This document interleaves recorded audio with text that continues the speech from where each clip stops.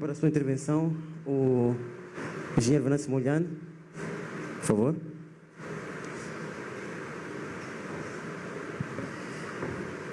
Para dizer, a pergunta é quais os mecanismos institucionais e políticos que podem ser implementados para assegurar uma efetiva independência do Parlamento em face ao Executivo.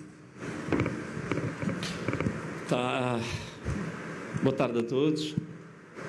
Felicitações ao CIP pelos 20 anos desta caminhada dura, mas necessária.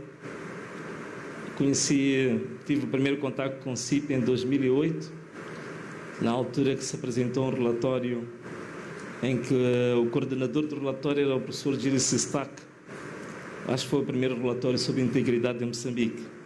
Felicitações mais uma vez ao CIP e ao Cortês que está aqui à minha frente. Bom, este tema é muito aliciante, mas como temos aqui apenas 15 minutos, vou abordar isto em 5 pilares. Primeiro, a relação entre o Executivo e o Legislativo. Estamos à busca de um equilíbrio ou evitar com que haja uma supremacia do Executivo sobre o Legislativo. 5 formas que eu quero abordar essa questão. Primeiro é a forma de eleição dos deputados, ou a forma de eleição da Assembleia da República. Segundo, as questões orçamentais, né? Dinheiro. O terceiro é a questão da produtividade da Assembleia da República. A quarta é a questão da iniciativa legislativa. E, por último, a relação ou o papel da sociedade. Primeiro, como toda a gente sabe, na Constituição da República, o artigo 169 estipula como é que um deputado chega e senta naquela cadeira.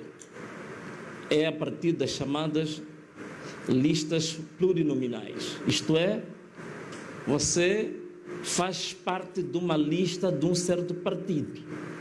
E as pessoas votam na lista sem saber que você está escondido por detrás daquela lista. É como se fosse uma espécie de uma boleia oculta, não é? Quando nós éramos miúdos, normalmente quando a gente via aqueles carros com atrelado e tal, nós nos saltávamos para o atrelado, ficávamos lá pendurados e o motorista não se apercebia que estava alguém empoleirado lá atrás. Então é mais ou menos assim como o deputado chega, entra na Assembleia da República e se senta. E este problema levanta outra coisa, é que não se exige a partida nenhum critério específico ou nenhum esforço particular para você chegar e sentar e dizer que é deputado. Logo, quem está ali sentado deve obediência a quem manda na lista. Então, exigir depois que o deputado seja imparcial, seja probo, tenha iniciativa, tenha produtividade, estes elementos ficam elementos secundários, porque a primeira e a mais importante preocupação do deputado é agradar aquele que manda na lista. E, sobretudo, quando começa a pensar que pode renovar o seu mandato. Então, o que mais importa é a lista, é o partido e não o deputado. Então, se a gente de fato quer um certo equilíbrio entre o executivo e o legislativo, é preciso pensar como é que esta pessoa senta lá, como é que ele chega ali. Bom, muita coisa se pode dizer sobre isto. Qual é a proposta em concreto? Há muitas ideias, há muitas teorias à volta disto, mas eu sou muito favorável a começarmos a pensar nas chamadas listas uninominais. Quer dizer, como acontece no Brasil, nos Estados Unidos, o deputado apresenta-se, ele diz que você vai eleger o Venâncio, vai votar no Venâncio, não na lista A, B, C do partido X, Y e Z. Temos que começar a pensar nisto. Há quem diz que vamos fazer uma forma transitória às tais chamadas listas mistas, quer dizer, uma parte dos deputados eleitos por via da lista plurinominal ou dos deputados eleitos pelas listas uninominais. Bom, mas estão aqui lançadas a primeira dimensão que eu acho que é importante refletir nela, senão nada feito. A segunda dimensão orçamental. A lei orgânica da Assembleia da República, o artigo 15, diz que a Assembleia da República tem autonomia financeira. Mas o que acontece é que, primeiro, a Assembleia da República debate e aprova em resolução o seu próprio orçamento. Quando o governo apresenta o Orçamento Geral do Estado, não considera, não leva em conta o orçamento aprovado por resolução da própria Assembleia da República. Atribui valores diferentes e não sequer se preocupa o que a Assembleia da República deu como prioridade. Esse é o primeiro ponto. Portanto, a autonomia financeira da Assembleia da República é cosmética, não é real. Depois, a execução orçamental é outro problema. Depois de aprovar um orçamento que não respeita o que a Assembleia quer, na altura da execução, a Assembleia da República é um pedinte e que se humilha perante o Executivo. Eu me recordo, eu já não sou deputado, mas deixei de ser deputado na primeira sessão da 2024. Eu me lembro dessa altura que os deputados normalmente têm um período que vão fazer aquilo que é fiscalização da ação governativa, que é a terceira dimensão da função ou da competência do deputado. Diziam que os deputados não tinham como ir fazer a fiscalização porque o governo tinha definido que tinha outras prioridades. Então, esta é que é a relação real que existe entre o Executivo e a Assembleia da República. Se este nó não for desmanchado, tudo que a gente for a discutir é apenas um exercício de entretenimento. Portanto, é importante que a autonomia financeira da Assembleia da República não seja só cosmética, seja real. A Assembleia da República tem que aprovar o seu próprio orçamento e o governo, se quiser colocar questões, tem que negociar com a Assembleia da República, não impor. E a execução tem que ser feita pela própria Assembleia da República, não precisa. Para comprar uma cadeira, tem que ir pedir ao Ministro das Finanças disponibilidade. Para reparar um ar-condicionado, tem que pedir ao Ministro das Finanças disponibilidade. Isto não funciona. E digo isto à Assembleia da República, eu acho que isto também é válido também para o Poder Judicial. Mesma coisa. Dizem que os juízes gostam de estar numa boa, nas cidades, não querem ir ao campo, não sei o quê. Você vai ao campo, o juiz é um capacho do secretário de Estado. Para ter a sua casa mobilada depende do secretário de Estado. Para ter a sua segurança depende do secretário de Estado. Então, não pode. A execução orçamental, a aprovação e execução orçamental deve ser verdadeiramente autônoma. Aprovou-se um montante para a Assembleia da República, o valor tem que estar disponível. E a unidade de gestão financeira da Assembleia deve gerir aquele valor que foi aprovado sem intervenção do Executivo para esse efeito. Portanto, esta que é a segunda dimensão. A outra, vamos lá ver, não sei se ainda tem tempo, a outra questão que se coloca aqui, produtividade dos deputados. Tem tempo. Produtividade dos deputados. Esta é uma questão extremamente importante. Eu, por acaso, eu tenho ouvido, ainda era comentador de televisão, eu via toda a gente a falar que na Assembleia da República não se produz nada, os deputados só estão lá a dormir, não sei o quê. Bom, quando são as pessoas, no geral, os leigos, a dizer isso, eu digo que é compreensível. O que me preocupa às vezes é até ver estudiosos e académicos também a usar a mesma linguagem. E isso me preocupou muito. Então quando eu estava na Assembleia da República, uma das coisas que eu fiz, que eu fui relator, como se diz, né? Bati o recorde, sou o único moçambicano que foi relator de 2 bancadas, e em 2 mandatos consecutivos, né? Então, quando eu fui relator, eu preocupei-me em saber se havia histórico na Assembleia da República de relatórios que as bancadas fazem, no fim de cada sessão. Notei que, na generalidade, todas as bancadas não fazem nenhum relatório. Termina uma sessão, não há relatório nenhum. Então, introduziu relatórios em cada sessão para entender como é que a minha bancada está a produzir. Por exemplo, só de 2020, isso são dados que eu tenho, os relatórios são produzidos, quem quiser eu posso passar. De dia 13 de janeiro de 2020 a dia 28 de fevereiro de 2022, passaram 4 sessões na Assembleia da República. A Assembleia da República, entre propostas de resolução, propostas de lei, projetos de lei, aprovou na globalidade 157 documentos dos seus atos, né?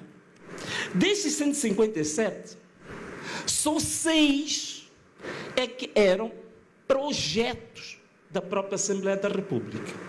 Significa 3% é o que a Assembleia da República produz.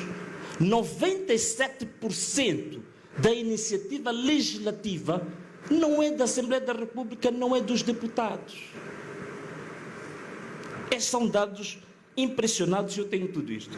Por exemplo, na minha bancada, antiga bancada, da Renamo, em 2 anos, 4 sessões, tiveram 506 intervenções. Parece muito, mas se dividir pelo número de deputados que se senta, dá 8 intervenções por deputado durante 2 anos, 4 sessões. Significa, mais ou menos, 2 intervenções por sessão.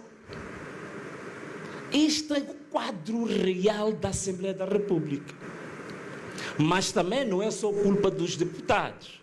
É que a própria Constituição e o regimento diz que para iniciativa legislativa, o deputado não pode fazer uma proposta, não pode apresentar uma iniciativa legislativa que possa ter impacto para reduzir a receita ou aumentar a despesa. Isto é, o deputado tem que apresentar o impacto orçamental.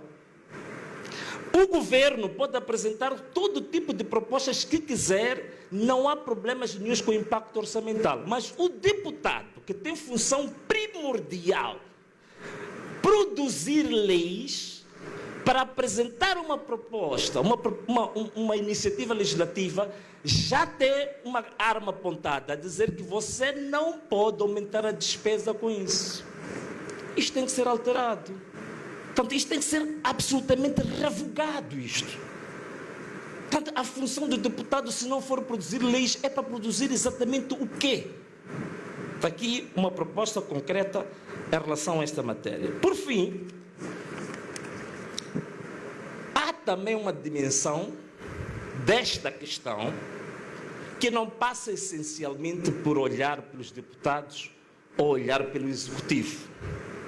Como é que a nossa sociedade encara esta questão da supremacia do executivo em relação ao legislativo?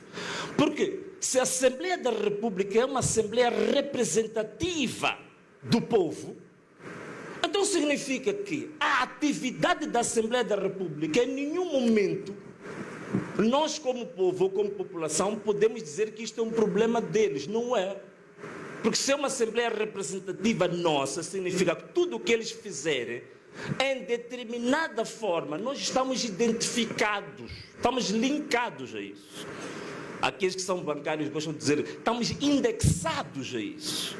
Então, como é que a sociedade olha para isto, como é que se coloca? Claro, há muitas barreiras legais que foram colocadas. Por exemplo, para fazer uma iniciativa legislativa, o cidadão comum não tem base legal para fazer. A Constituição da República, penso que o artigo 192, diz que a iniciativa legislativa cabe a quem? Cabe o Presidente da República. Até o Governo tem também aquilo, competência para iniciativa legislativa, e depois os órgãos lá dentro da Assembleia da República, bancadas parlamentares, por aí fora, e os deputados. Cidadão comum não pode apresentar uma iniciativa legislativa, tem que pedir apadrinhamento, ou uma bancada, ou a Presidente da Assembleia da República. Mas isso é uma limitação para nós? Eu acho que não. E hoje eu trago aqui um exemplo para mostrar como é que nós temos que agir como sociedade. Engenheiro, tem 2 minutos. 2 minutos, só para terminar. Durante a última semana, houve um debate muito acalorado sobre o Sustenta, não é verdade isso? Então, todo mundo falava de Sustenta, nas redes sociais, debates televisivos, em tudo que é lugar, nos bares, nos cafés, por aí, todo mundo falava de Sustenta. Os problemas identificados do Sustenta vêm mais ou menos, pelo menos eu comecei a falar há 3 anos. Hoje o debate está muito acalorado. A minha questão que eu coloquei é a seguinte: isto vai ser resolvido apenas por um debate acalorado, de momento circunstancial? Não. É importante que a gente use instrumentos que possam despoletar um processo para responsabilização. Senão todo o debate que estamos a fazer é nulo e de nenhum efeito. Agora, vamos encontrar limitação na lei, porque eu não posso fazer isso com pessoa. Então, eu aqui queria apresentar-vos um exemplo, que eu acho que é o que nós temos que fazer no futuro. Hoje, eu fui submeter um ofício à Presidente da Assembleia da República, doutora Margarida Damugita Lapa, um ofício que solicito a ela, nos poderes que tem e no âmbito procedimentais e regimentais, que ela possa colocar esta proposta para discussão nas bancadas e no plenário. E qual é a proposta? É a proposta de criação de uma comissão parlamentar de inquérito para averiguar a probidade na gestão do Fundo Nacional de Desenvolvimento Sustentável, ou como muita gente conhece, Sustenta. Então temos um instrumento legal e que eles têm que reagir em relação a isto. Fui submeter também à Procuradoria-Geral da República, também, se há indícios criminais ou de gestão danosa, levei todas as provas que eu pude recolher, fui submeter hoje ao procurador, a dizer, tem um problema de Sustenta que é tão discutido aí, estão aqui as provas e a fundamentação de que isto é um caso e que tem fortes indícios de ser um crime público. Então, o procurador tem trabalho, a Assembleia da República tem trabalho. Tem alguns deputados que estão aqui, se pudessem defender essa proposta lá, eu agradecia. Tempo esgotado. Então, olha, muito obrigado. Ana Malala. Muito obrigado, engenheiro, por a sua intervenção. E vamos ter espaço para fazer as devidas perguntas, que seguramente são muitas, num contexto em que